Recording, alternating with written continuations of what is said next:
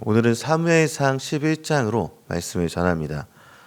지금껏 인간 왕을 요구했었던 이스라엘이 하나님의 통치에서 벗어나서 인간 왕을 세워달라고 그동안 계속해서 이야기했던 것은요, 단순히 자신들에게 인간 왕 통치자가 필요하다라는 1차적인 이유를 넘어서서요, 우리 지파에서 이스라엘 전체를 다스릴 왕이 나와서 우리 지파가 이득을 얻으리라, 이런 심산을 가지고 나와서 왕을 세워달라고 계속해서 요청했었던 것입니다. 그렇게 하나님께서 사무엘을 통해서 사울을 왕으로 세우기로 작정하였을 때요, 이스라엘은 이를 따르지 않는 모습까지 보여주었습니다. 여기에서부터 오늘 11장의 말씀을 생각해 봐야 하는데요, 이스라엘은 하나님의 신정 통치를 부정했었고요, 하나님이 세우신 사사 사무엘을 불신했으며, 하나님께서 사무엘을 통해서 기름 부음을 받게 한 사울 자체를 인정하지 않았습니다.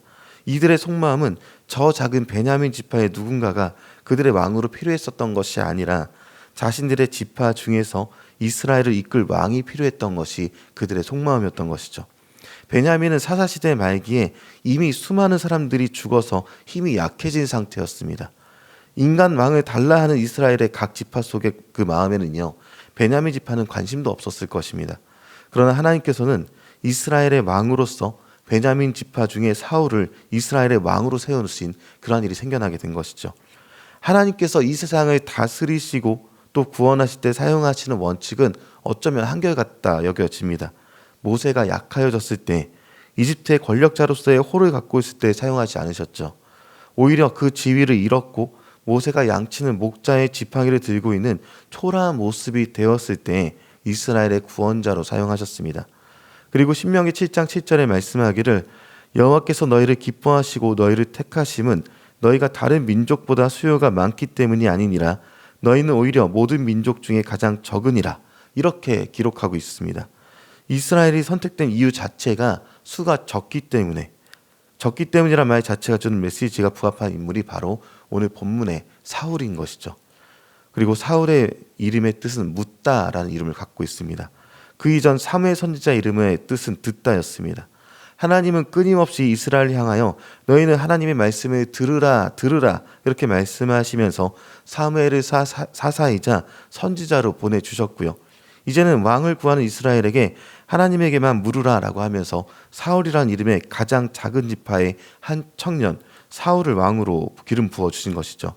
그리고 이를 인정하지 않는 사람들 가운데 한 사건이 일어나는 것이 오늘 본문 1절의 내용인 것입니다. 사울이 왕으로 뽑힌 후에 어느 날 암몬 사람의 통치자 나하스가 길르앗 야베스로 와서 그 주민들을 모욕한 것은 어쩌면 우연한 사건은 아니다 이렇게 여겨지는 것이죠. 이 사건을 통해서 하나님이 세우신 사울의 왕권 강화가 계속해서 이어지게 될 것인데요, 내용은 이렇습니다. 암몬 사람들이 길르앗 야베스를 위협했고요, 그 내용은 길르앗 사람들의 오른 눈을 빼고 종으로 삼겠다까지 위협하고 있는 내용을 갖고 있죠. 그리고 상황을 모면하기 위해서 길르앗의 장로들은 일주일의 말미를 얻어서 이스라엘 전 지역에 도움을 요청하는 장면이 있습니다. 그리고 이 소식은 가는 곳마다 울음을 유발했고, 그리고 사울이 살던 지역 기브아에서도 사람들은 울으면서 이 소식을 듣고 있었습니다.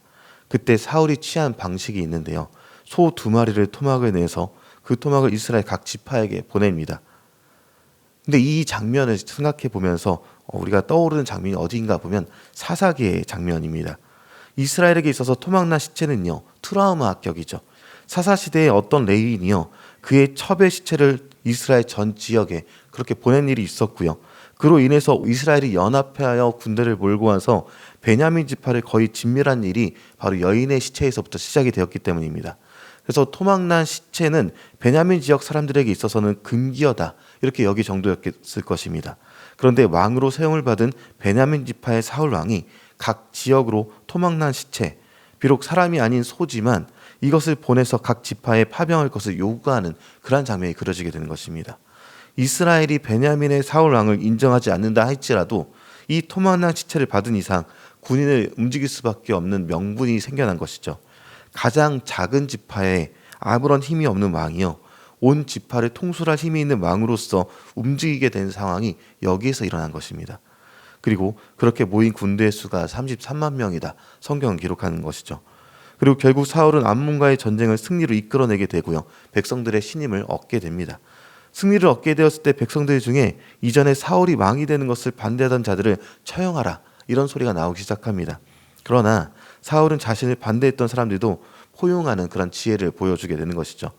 이것은 백성을 통합할 수 있는 훌륭한 리더십을 보여주는 것이기도 하면서요, 이때 사무엘은요, 백성들을 유서 깊은 길갈로 소집하게 되고 사울을 왕 삼은 것과 다시 하나님과 백성 앞에서 언약 관계를 새롭게 하는 의식을 다시 한번 행하게 됩니다. 그리고 오늘 본문에서 가장 중요한 것은 바로 이 부분입니다.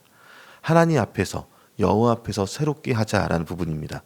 오늘 본문 14절과 15절인데요. 제가 14절을, 여러분이 15절을 읽어보도록 하겠습니다. 사무엘이 백성에게 이르되 오라, 우리가 길갈로 가서 나라를 새롭게 하자.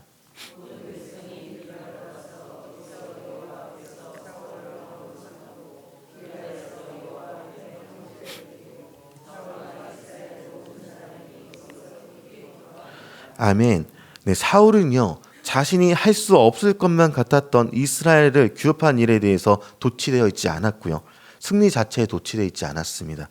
이 모든 일이 하나님으로부터 말미암았음을 알았고, 이 승리 자체를 자신의 왕권 강화가 아니라 하나님 나라를 새롭게 할 기회로 여겼습니다. 그동안 제대로 드려지지 않았던 여호와 앞에 드리는 화목제를 온 백성이 드리게 하는 일로 돌아서게 만들었다라는 것이죠. 그리고 오늘 말씀을 보면서 우리가 기억할 것이 있습니다. 바로 하나님이 세상을 어떻게 구원하시는가입니다. 사람이 스스로를 낮추고 낮아질 때 오히려 하나님께서는 그를 높이시는 방법을, 그리고 그 사랑을 발견하게 되는 것이죠. 가장 적은 이스라엘을 선택하신 하나님께서 그 중에 아예 사라질 뻔한 베냐민을 선택하신 하나님은 사람의 방법이 아니라 하나님의 놀라우신 방법으로 이 세상을 이끌어 가십니다. 그리고 이는 메시아로서 오신 예수님 때에도 발견할 수 있는 하나님의 섭리입니다. 가장 높은 곳에서 가장 낮은 곳으로 오신 예수님께서 자신을 죽이는 십자가의 길을 걸으심으로 온 세상을 구원하셨죠. 하나님과 사람의 멀어진 일을 스스로 단번에 화목제로 드리셔서 하나님과 사람의 그 죄의 문제를 해결하시고 우리와 하나님을 화목케 하셨습니다. 그리고 우리 그리스도인들은요, 예수님이 가신 그 길을 따라가는 사람들이다, 우리 말을 하고 있죠. 내 힘을 의지하지 않고 세상에 맞서지 않고 하나님의 방법을 늘 듣고 물으며, 그러니까 듣고 말씀으로요, 물으며 기도하면서 주님이 주신 방법으로 이 세상에서 예수님의 이름을 드러내는 사람들이 바로 우리입니다. 그래서 이것을 기억하시면서 하나님이 사울의 왕권 강화하는 이 사건이 작은 자를 들어 사용하신 하나님의 섭리가 오늘도 내게 있음을 고백하시면서 주님 앞에 나아가는 저와 여러분이 되기를 주님의 이름으로 축원합니다.